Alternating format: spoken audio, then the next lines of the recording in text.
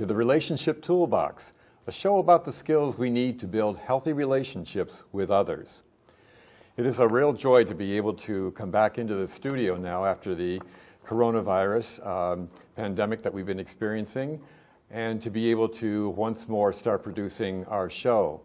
As you may note, we still have to maintain certain safety precautions, such as the distance we have with other people, and the fact that we came and we will leave with our masks on, and also that my co-host, Marcia, will not be with us since we are limited to having 2 people at a time on the show.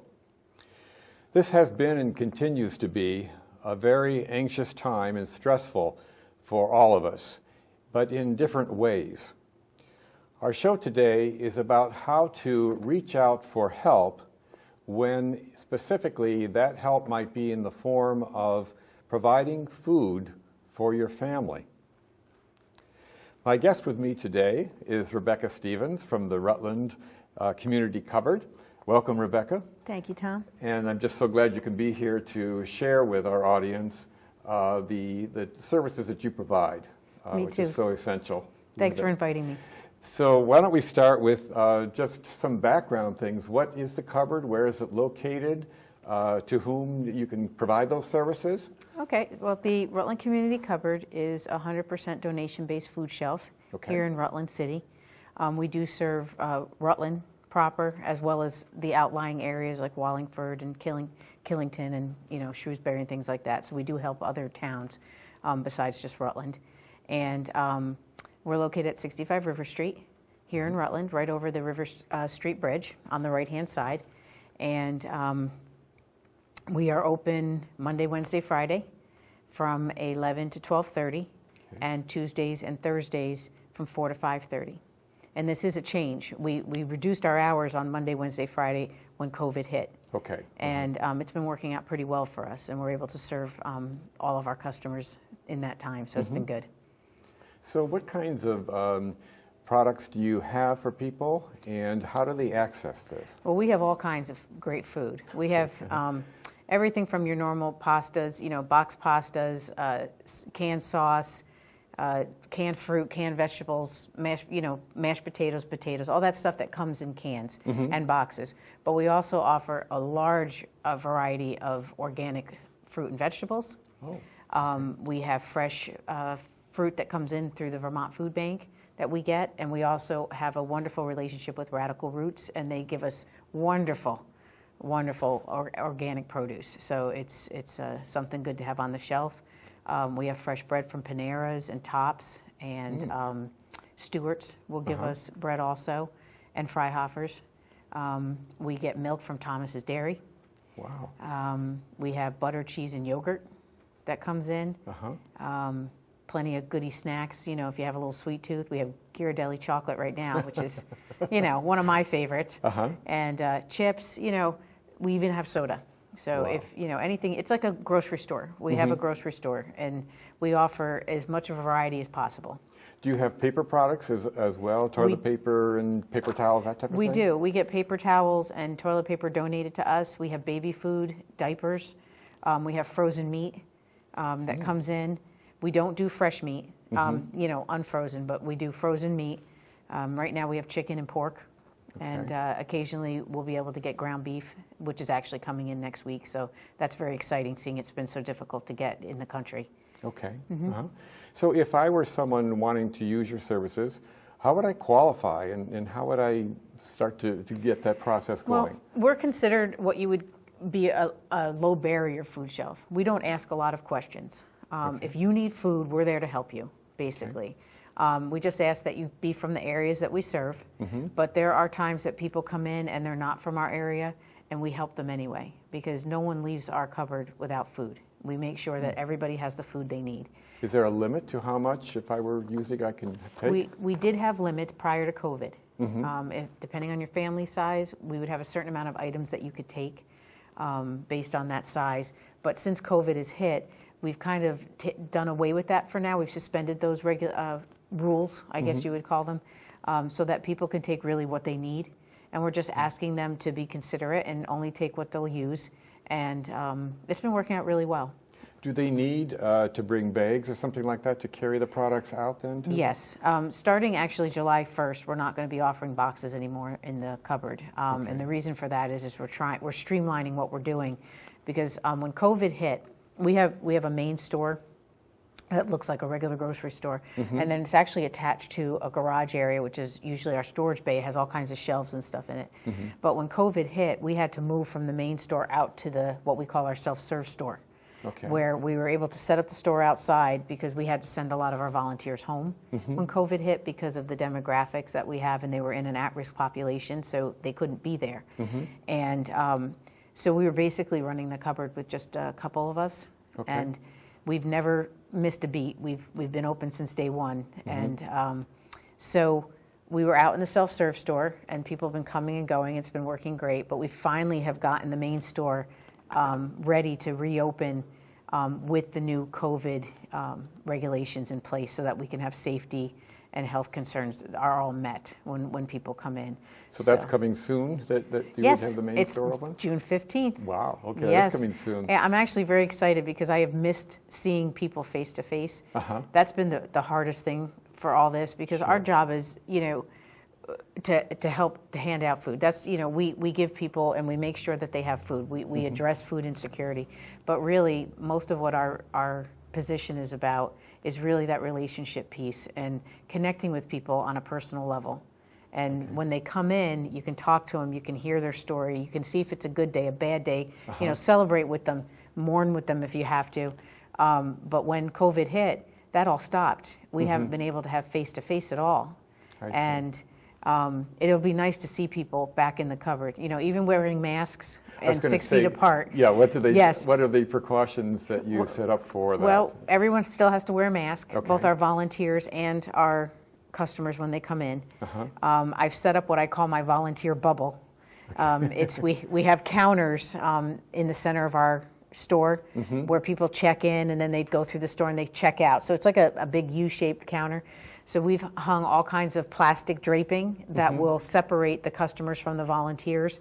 We're down to 2 volunteers a shift because of the social distancing. Even for our volunteers, we can't have 5 volunteers in one space anymore.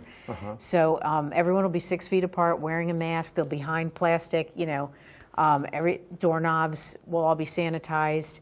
We've removed the shopping carts from the cupboard so that we don't have to worry about that constant contact on shopping carts, or having to worry about sanitizing them. So that's going to help, I think. And everyone can bring their own bags. And basically, in the boxes, we're getting rid of, because there's nowhere to put them in this new system. So we'll probably have them available outside in case you want to put your bags in a box, because we do have a lot of our customers either walk or they bring their carts when they walk, and so they can't always carry a lot of bags. So we want to be sensitive to that. But the boxes won't be inside the normal area, so that'll be a change. But people will come in and they'll shop like normal. I've got all these tape lines and X's all through the cupboard. And I was actually thinking I should get like these big foam dice, because it reminds me of Candyland. And you just roll the dice and then you can move forward. We're trying to make it as fun and pleasurable while being safe and healthy at the same time. Because it's going to be so different for everybody. And we want to make sure they still have that same respectful shopping experience that we've always been able to give them. And so they feel good when they leave. I see. So that's what we're trying to do. If I have children, can I come in with the children as well? We're asking that families send 1 representative, if possible, just to alleviate crowds, is what we're trying to do.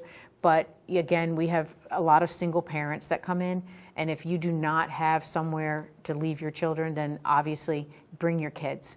We want to make sure that you can get what you need, and we're not going to put up a barrier if we can help it. So we just ask that if you can leave them at home, it's safer for them and everybody else, but if you can't, then by all means. Do people usually come with a list of things they're looking for, or do they come in and sort of look around and see what's available and choose from that? I think it's a combination. We've had people come in specifically looking for a certain item, and sometimes we're able to provide that. But again, as we're 100% donation based, I can't always guarantee what we're going to have in the cupboard. But you know, people have come in with lists, and they do generally tend to fill that list if they can get it, because we have a lot of staple items, things that you would normally see on your shelves, with some fun stuff, you know, that normally you might not think about. Like I said, the Ghirardelli chocolate, or right now we've got Vermont Country Store just donated nut date bars, nut date cakes. That's what they are, Nice. nut date cakes, and so that's a treat to have in. But you know, we do have people too that just come in and kind of, you know, wander up and down and look around. Unfortunately, that's going to kind of have to stop because we can't have people wandering outside the lines now. Yes. So when you come in, everything is marked with a one-way, and you go through the cupboard, and you have your spots where you stop if someone else is in that zone. So we've tried to, you know, make it, you know, where you can see everything, but it won't be as leisurely as it used to be in the past. Okay. And again, I'm not sure I asked you this, but is there a limit on how much I can take from at one time, and how frequently may I use the food service? We used to have limits based on family size, but we've suspended them for now. Okay. Because we want to make sure that everybody can get exactly what they need. And because the stores are also limiting food, because they're not, you know, regular stores out there like Price Chopper and stuff. If someone comes in and they need additional pasta and there just isn't any at Price Chopper, we want to make sure they get it. So we're not going to limit things like that. Okay. We may have to limit meat at this point, only because we can only get so much. But if that changes, then we won't be limiting it. Okay. Yeah. Another thing I just happened to think of, you had mentioned how many merchants in town are contributing products for you. If people want to do that, is there a process for doing that? If someone wanted to say, I would like to provide some food for the shelter, or I would, the cupboard, or I would like to donate some money, how do they do that? Well, we take donations in a couple of ways. You can mail us a check, or, you know, or a money order made out to the Rutland Community Cupboard, and you can mail to 65 River Street here in Rutland, 05701. You can go on our website, which is www.rutlandcommunitycupboard.org, and there's a donate button there, or you can go to our Facebook page, and you can donate there. And we also take actual items of food. The only thing we ask is that it be non-perishable. We can't take any perishable items. We don't take clothing. They can donate that to Goodwill if, you know, if they need to. And we have a donation box that was built by some of our volunteer kids. And they did a wonderful job, and it sits right outside the building, and you can leave your donations right in there. Fine. Wonderful, yeah. Now, you talked about that you have volunteers. Can you tell us a little bit about how that works and your volunteers? Well, we have a wonderful group of volunteers. A lot of retired individuals come and spend some time with us every month. Right now, we have about 25 active volunteers, and I can honestly tell you that COVID, we've lost a few because of the COVID crisis. Because of scheduling. The scheduling, the fact that, you know, we had to send people home for 3 months, and then we have health concerns for some of our volunteers. You know, they may have health issues, and they just can't come back. It's too risky. Right. And that's completely understandable. Sure. And maybe, hopefully, at some point when all this is done, we'll be able to get them back in the store. But our volunteers are great. They love people. That's why they do what they do. And they're so great to be around. And we have a lot of teachers who have retired and work with us, and professional people like lawyers and doctors that come in. So it's just all kinds of, I just am blessed to be able to meet all these different people that come in and share the same passion to help people. I'm so glad you're doing that. Another thing that I was wondering about is some people, I'm assuming, may had a financial turnaround. Maybe they've lost their job or their business had to close. Yes. And they're in a situation that they never imagined they could be in. And it may be very difficult for them to want to acknowledge that they need help with it. How do you deal with that too, when people are coming in and perhaps very embarrassed or feeling that maybe this is not good, it says something about them in a negative way that they are using this service? Well, I can say that because of COVID and the unemployment rate shooting up so fast, we have seen a lot of new faces, and especially a lot of families coming in. And with the self-serve store, it's been kind of a good thing to have it, because the self-serve store is kind of anonymous, because there's no volunteers out there. I'm not even out there. We just open up, we talk real quick to everyone, explain what's going on, and then we kind of let them come in one family at a time and shop. So it's kind of like there's no interaction there. So that, I think, has helped a little bit, because I have noticed some nervousness. And if we see somebody looking like they're hesitating, we will come out and, talk to them a little bit and see, if they need some help. But in the store, we've had a few occasions where people came in and they were just in tears, because they were just mortified that they need to have help. And first of all, my volunteers are great. So I was going to say, how do they deal with the volunteers, they're like delicate. they're like moms and dads. And when someone comes in, they just wrap around them and they will walk them through the store and explain to them that, we're there for them, and, that's what we're here for, and there's no shame in it.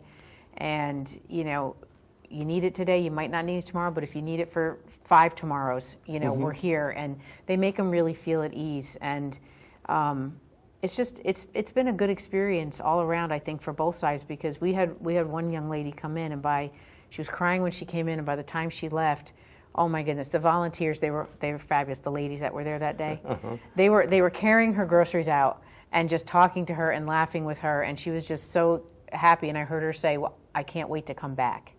So it's just all about relationship and just kindness and loving on people, and you love on somebody enough.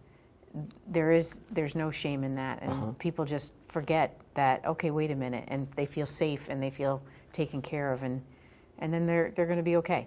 So it sounds like there's also not only experience of receiving the food and going through that, but also just coming into contact with your staff. It sounds like is a supporting type of experience for them. Yes, absolutely. So that sounds very good too. Have there been any particular touching stories that you have heard? You alluded to a couple of them, but that you could share with our audience about how people have felt about the service and utilized it, or even sharing their circumstances with you? Well, we do get a lot of people coming in, and sometimes they come in and they say nothing.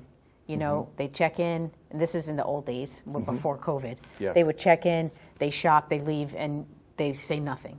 And you're like, okay, and you respect that. But then there's others that would come in, and you could see it was a hard day, or maybe they just need someone to touch their hand for a minute, and we respectfully say, is it okay if I reach out? And always, I've never heard one of them say no. I could really use a hug, is what we hear a lot. Wow. And so our volunteers are more than willing to do that. They're good that way. They're very personable, and they really actually care. They want the other person to feel that they're not alone. And we've had stories where people come in and have shared with us that they've come from addiction, and now they're not in addiction anymore, and that we were a part of that just by being there to listen when they came in, or just being kind to them when they came in, and that they feel that we supported them. But since COVID, I have a bulletin board now in my office. It's probably this big, and it's filled with letters and notes from people through this whole thing about thanking us for being there for them, being grateful for the support they're getting, being grateful that we're open and that we were able to be there when they needed us, thanking us. It's just been amazing. Telling us, I love the notes, because they're saying, you're in our prayers. We're praying for you, and we're praying that God blesses you, and for the work you're doing, and just amazing outpouring of support. And I hang it in my office so that when I look at it, I remember, when it gets a little hard maybe that day, I'll look at it and say, this is why we're doing this. It reminds me, all the stories, all the people. And it's a good thing. How long have you been doing this? Has the cupboard been in existence? The cupboard itself has been around for 25, 30 years maybe. Oh, okay. It came out, I was actually going to get the date for you, and I completely forgot, but it was in the 90s, I'm pretty sure. And It came out of the mission. Oh. They'd had a food shelf there. Yes. And then a pastor took it over, Mm-hmm. and they moved it out over to the Columbia Avenue. And it's been ever since going. And yeah, that's where it came from. So it's been grassroots in Rutland since day one, and it's still here. Okay, and you've been there how long now? I just celebrated a year back in May, so it's been a year and a month. Yeah, it went really quick. Yes. And could I ask what attracted you to doing this kind of work? What brought you to the cupboard? Well, about probably just over a year ago now, a year and maybe 2 months ago, I was getting ready to get back into working a full-time position because I had come out of a contract position. And then we had taken a year off to spend some time. My husband and I, he had just retired. But I wanted to come back, and I was praying, to be honest with you. And I just wanted the Lord to put me in a place where I could do the best for people, that I would be able to help. I see. And I went online one day, and the ad for this position popped up, and I knew immediately that's where I belonged. And that was the story. Wonderful. I got the position, and it's been nonstop ever since, and I love it. I love it. Are there plans to expand or do other things with this, or is? I'm hoping that we're always growing. We are a large food shelf. Like I said, it's a small grocery store, so it is rather large, and it gives an opportunity for people to shop. So I'm hoping that we will continue to grow and be able to offer, additional foods. And we're looking at, right now we're starting to offer frozen vegetables, which is fabulous, in addition to our fresh and our canned. So we have another option. Nice. And we're just, always looking for opportunities to help the community. So, I work with Project Vision, and, I sit with them and I go to the meetings every month, and we hear where there's a need, and we just try to meet them. That's Commander Prouty just says, have a need, meet the need, get it done, and that's what we're trying to do. So we're just trying to end food insecurity in our community, because we shouldn't have it. Yes. Right. And so that's what we're trying to do. Wow. Yeah. That's great. Yeah. Another question I happen to think about is, what if I don't have transportation? And is that a problem for people, or how do they deal with that? We have a lot of people that walk in. Okay. We also have a lot of people that share rides. Our community is really good at supporting each other. I mean, they support us, first of all, through donations and volunteer staff, and then also our customers are supporting each other in getting to the cupboard if they need to. Okay. But if you really can't drive and you don't have anyone, you can't walk, I would recommend calling Bridges and Beyond over at the hospital. Okay. Because they actually, for us, they send volunteers to us just about every day. They pick up food, because we have what we call bridge bags, and it has a whole bunch of food in it that we've prepared, and they come, their volunteers pick it up, and they deliver them to people who are homebound. Wow. So it's a phenomenal service. That is quite a service to be able to provide that. Yes, and that's Betty Spooner over at the hospital. She's phenomenal. And so it's a if someone great needed program. that, they could give you a call and say, how can I arrange for this? They can either call me, or they could call Rutland Regional Medical Center and ask for Bridges and Beyond. Okay, Bridges and Beyond. And speak directly to Betty. Okay. And she could give them the information they need. Okay. Because she's phenomenal. And her volunteers are just great. Wow. Do you find that some people may almost be defensive? We talked about people that are sensitive and maybe embarrassed, but are there people who sometimes show this kind of stress in ways that are more difficult, more challenging for you and your staff to deal with?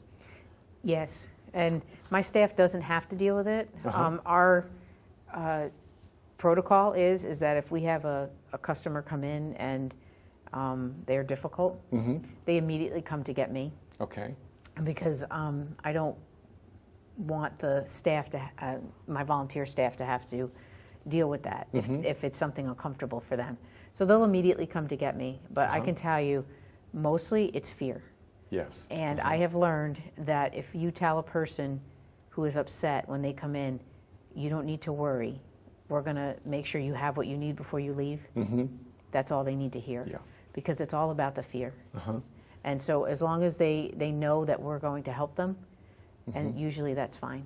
It's wonderful that you can sense that and know that with it, because this is a show about communication with it, and that's so true in relationships as well. Yes. That there's fear behind that and vulnerability. Yes. With it, and some people can be more open and under those circumstances, and others can become quite angry and maybe even belligerent at times with it. So that can be difficult to deal with. In the minutes that we have left, are there any other either points of information or stories or anything that you would like to share with our audience?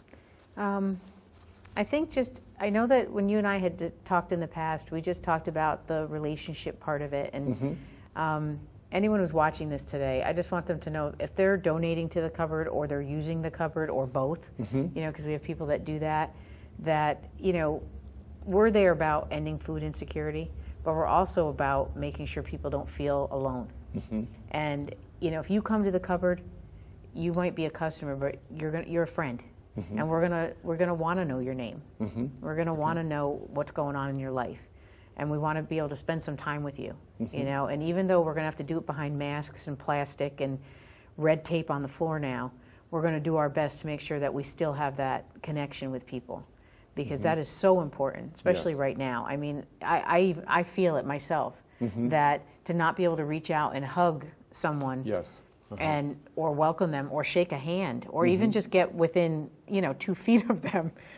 I feel a disconnect from other humans, and we would like to try to fill that gap for people, because I know that not everybody has a family and not everyone has a close relationship, and sometimes we're the only contact they have with other people during the day. So we just want to make sure that they know that the cupboard is a home that they can come to. So they're going to get more nourishment than just food. Yes.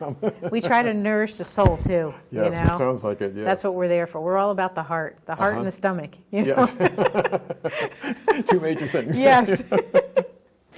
So, well, this sort of concludes our show for today. And again, I want to thank you, Rebekah, for coming in and sharing it, as well as the work that you're doing in the community. I mean, obviously, it's having quite an impact, and we want to appreciate that and acknowledge that. So again, this concludes our show for today.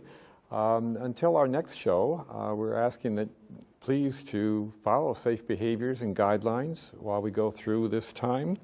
And as you have pointed out, please show kindness to other people, as we are all feeling the effects of this stress. So an act of kindness can go a long way, whatever form it comes in, to help others.